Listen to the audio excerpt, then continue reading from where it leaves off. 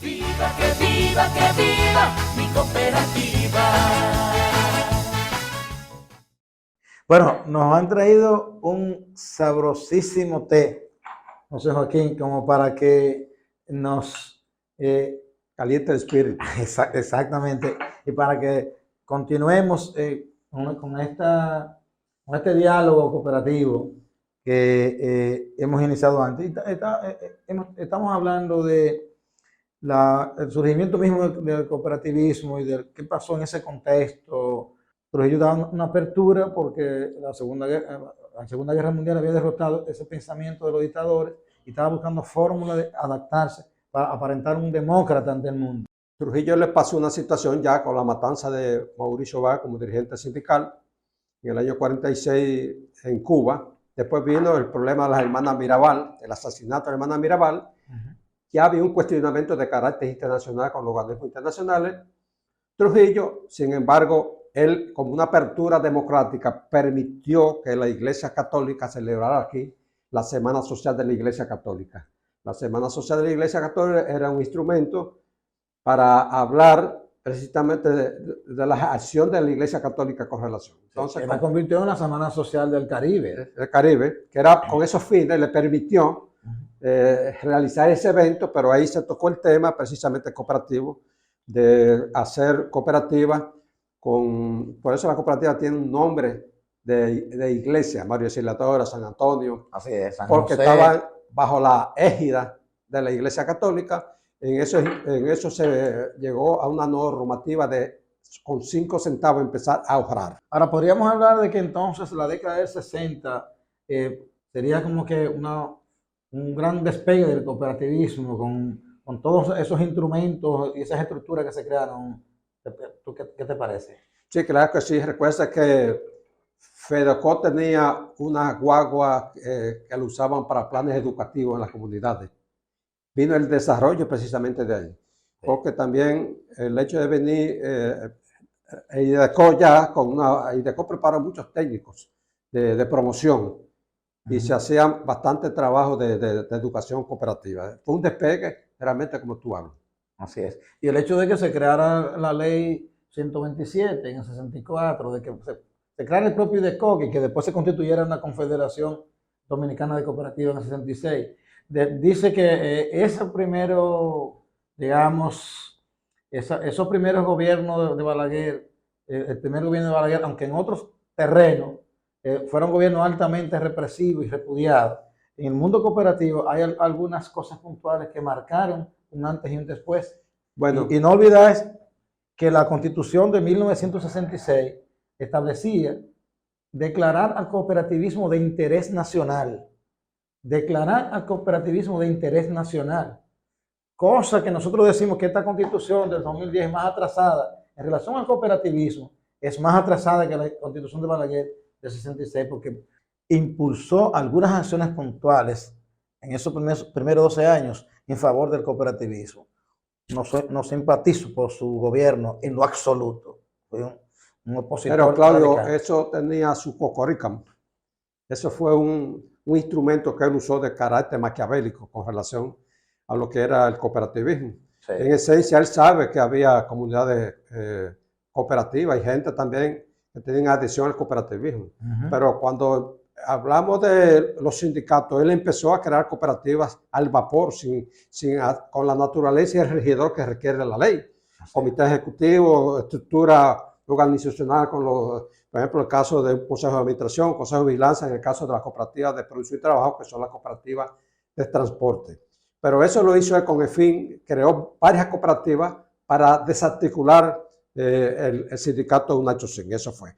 Otro instrumento fue lo que hizo también con las famosas guaguas banderitas, que fracasaron precisamente. La cooperativa El Sol, la creación de la cooperativa El Sol. Bueno, esa fue una cooperativa modelo, porque se mandaron a preparar los dirigentes a Israel, sí, con la tercera generación del cooperativismo de Israel, que fue la madre de eso.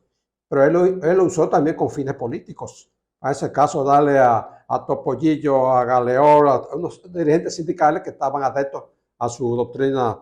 Pero él, por ejemplo, él sí tuvo algo que hay que resaltar, que fue la creación de cooperativas escolares. Mediante un decreto en el año 1955, la ley 4227, Balaguer instruyó a que se hicieran cooperativas escolares tanto en el sector público como en el sector privado. Claro, porque Balaguer viene en el poder de 1933-34 con Trujillo. O sea, en ese gobierno de Trujillo hizo un montón de atrocidades y algunas que otras cosas buenas como esa. Él, por ejemplo, Balaguer leyó un libro del fundador del cooperativo de consumo, que era un médico. Se llamaba Charles Guide. Y Charles Guide hablaba, y por eso Balaguer cogió la palabra, de que el cooperativo era una revolución sin sangre. Así es. Ahora, terminada la primera era de Balaguer, entramos entonces a Antonio Guzmán. Bueno, el caso de Antonio Guzmán, ustedes saben que uno de los hombres dominicanos que se preocupó bastante por la formación y de que hubieran técnicos cooperativistas fue José Francisco Peña Gómez. A todos los mandó a estudiar fuera del país, inclusive a Israel, lo mandó a estudiar cooperativismo. En el gobierno de Antonio Guzmán, precisamente, se hizo el primer encuentro cooperativo en el Centro Olímpico. Se hizo un encuentro del cooperativo en el Centro Olímpico. Y también hubo mucha influencia en el caso de Hipólito Mejía, porque Hipólito Mejía fue fundador de la FETAC cuando él era director del Instituto del Tabaco. Y hubo una relación muy estrecha que llevó a que en el gobierno de Antonio Guzmán se apoyara bastante.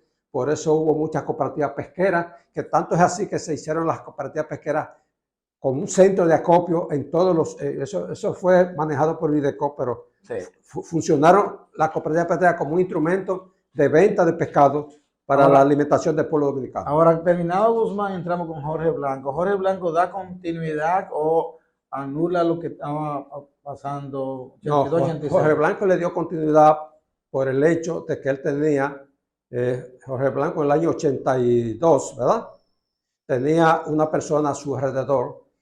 Entonces, cuando Fabio Solís salió del IDECO, vino a dirigir al IDECO Javier Peña Núñez, que fue de los que también hizo una labor estrecha con el cooperativo. Es considerado como uno de los mejores presidentes administradores de IDECO de toda su historia, Javier Peña Núñez. Y una cosa importante es que en ese gobierno de Jorge Blanco se impulsó las cooperativas escolares como en ningún otro gobierno, ni anterior ni posterior. Y tanto es así que la ley 127, que fue hecha en el año 1964, tuvo un proceso de modificación de la ley.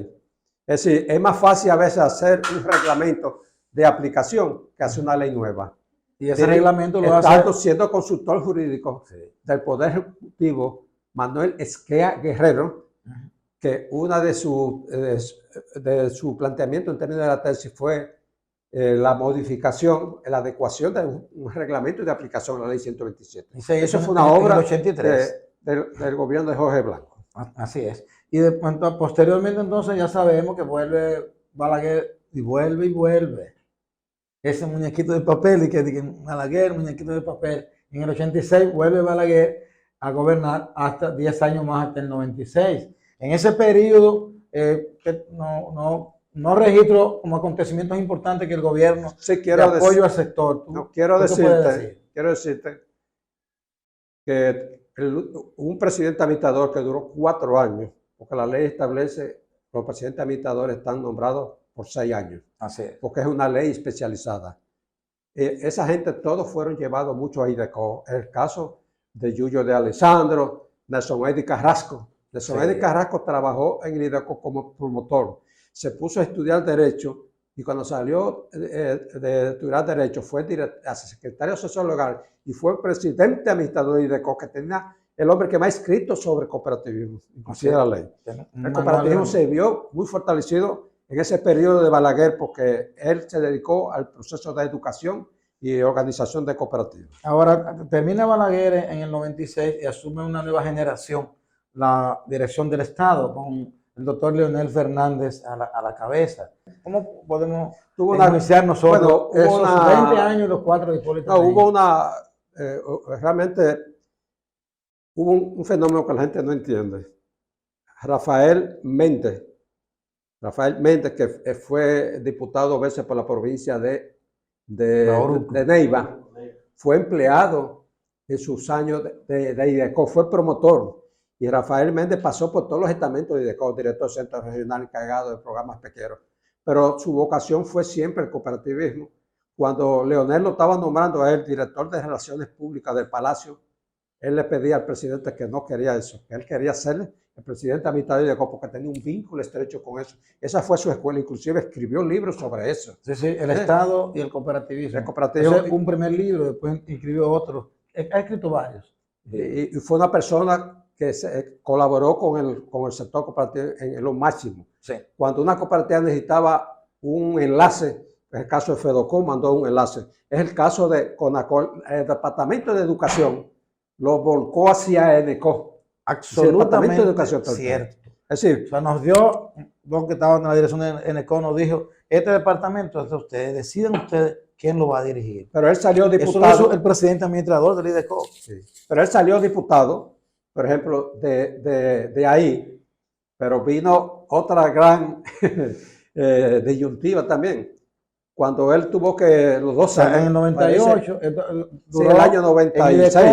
96, 98, 98. en el IDECO, y pasa entonces en el 98 a ser electo como diputado y deja el IDECO. Y ahí vino precisamente el nombramiento de Manuel. De ahí vinieron varios más Sí. de triste En el 98 vino Manuel. Sí. El Manuel Manuel Pablo, Pablo, que era de la Escuela de Educación de la Cooperativa Nacional de Maestros. sí. Pero esa recomendación la hizo fue Rafael Méndez y él dio continuidad al trabajo. Se retomaron algunas cosas que habían sido obviadas anteriormente, sobre todo en las cooperativas escolares, que casi de un plumazo Ligia Amada Melo de Cardona en 1996, 1997, liquidó, sacó a todos los profesores que se dedicaban a cooperativas escolares de todos los distritos y de todas las escuelas.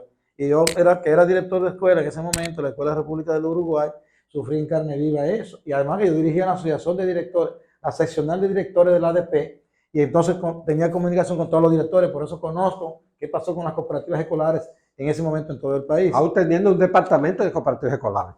Así es, pero realmente cuando pasemos la historia de ese departamento y lo que ha hecho, va a ver que ha sido de salto en salto. Si en este gobierno hace algo que vale la pena, pero ya cuando viene el próximo nati muerto y el otro algo que vale la pena, algún momento lo desarrollaremos ese departamento. Y el ascenso al poder de Balaguer en el 86 de nuevo y la de Jacqueline Malagón en el Frente de Educación provocó la segunda revolución en el mundo de la educación dominicana, y con ello también en lo que tiene que ver con las cooperativas. Porque ella vino de AP, impulso. ella venía de AP. Entonces firmó acuerdo con la cooperativa de maestros para impulsar las cooperativas escolares y tuvo un repunte en ese. Yo puedo hablar de eso porque me correspondió a mí hacer un evento sobre cooperativas escolares para sensibilizar a los directores del distrito y a los profesores de la importancia de cooperativas escolares. Ella apoyó bastante eso. Ella le daba permiso a los profesores participar en esas actividades. Pero como todo no es historia, así como nos reseña aquí el periódico El Cooperador del Consejo Nacional de Cooperativas y del Sector Cooperativo, como todo no es historia, hablemos del presente, porque hay un gobierno y están las cooperativas, y qué tanto, y están las cooperativas escolares. Pero sí, yo creo que el gobierno está impulsando las cooperativas, pero en materia de cooperativas escolares, para mí ha sido un fiasco. Eso no he visto, lo poco que he visto del departamento es contrario a lo que había visto antes para desarrollar cooperativas escolares en esos territorios. Bueno, no sé qué información tú tienes sobre eso. No, pues yo casi, tú sabes que llegó un momento que yo salí del IDECO. Sí, cuando tuvo, por ejemplo, René Japa dejó eso, pero llegó una administración que desarticuló todo ese departamento. Seguimos esperando a más y más gobiernos que apoyen a las cooperativas para que tengamos un país mejor en todo el sentido de la palabra, que eso es lo que impulsan las cooperativas. Muchas gracias. Viva, que viva mi cooperativa.